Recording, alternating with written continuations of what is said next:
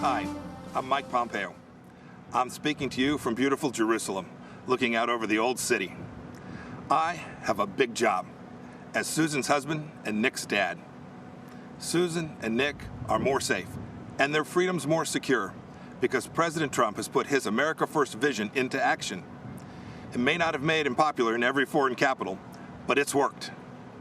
President Trump understands what my great fellow Kansan President Eisenhower said. For all that we cherish and justly desire for ourselves or for our children, the securing of peace is the first requisite. Indeed, the primary constitutional function of the national government is ensuring that your family and mine are safe and enjoy the freedom to live, to work, to learn, and to worship as they choose. Delivering on this duty to keep us safe and our freedoms intact, this president has led bold initiatives in nearly every corner of the world.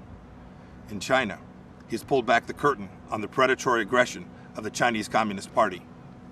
The president has held China accountable for covering up the China virus and allowing it to spread death and economic destruction in America and around the world.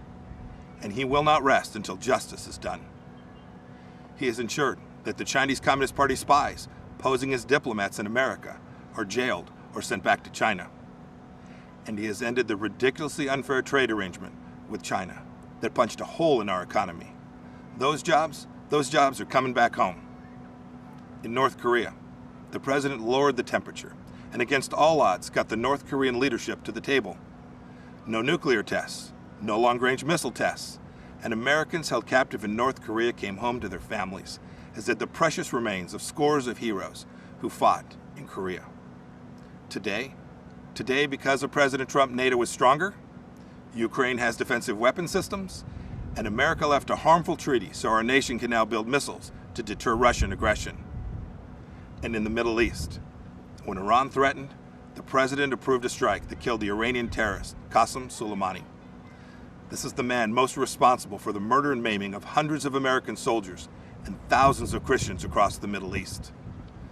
And you'll recall too, that when the president took office, radical Islamic terrorists had beheaded Americans, and ISIS controlled a territory in the size of Great Britain. Today, because of the president's determination and leadership, the ISIS caliphate is wiped out. It's gone. Its evil leader, Abu Bakr al-Baghdadi, is dead, and our brave soldiers, they're on their way home.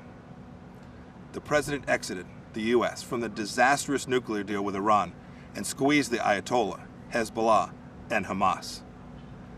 The president, too, moved the U.S. Embassy to this very city of God, Jerusalem, the rightful capital of the Jewish homeland. And just 2 weeks ago, the president brokered a historic peace deal between Israel and the United Arab Emirates. This is a deal that our grandchildren will read about in their history books. You know, as a soldier, I saw firsthand people desperate to flee to freedom. The way each of us can best ensure our freedoms is by electing leaders who don't just talk, but who deliver. An American hostage, imprisoned in Turkey for 2 years, Pastor Andrew Brunson, said upon his release that he survived his ordeal with these words of Scripture: "Be faithful, endure, and finish well. If we stay the course, we will." May God richly bless you, and may God bless our great nation, the United States of America.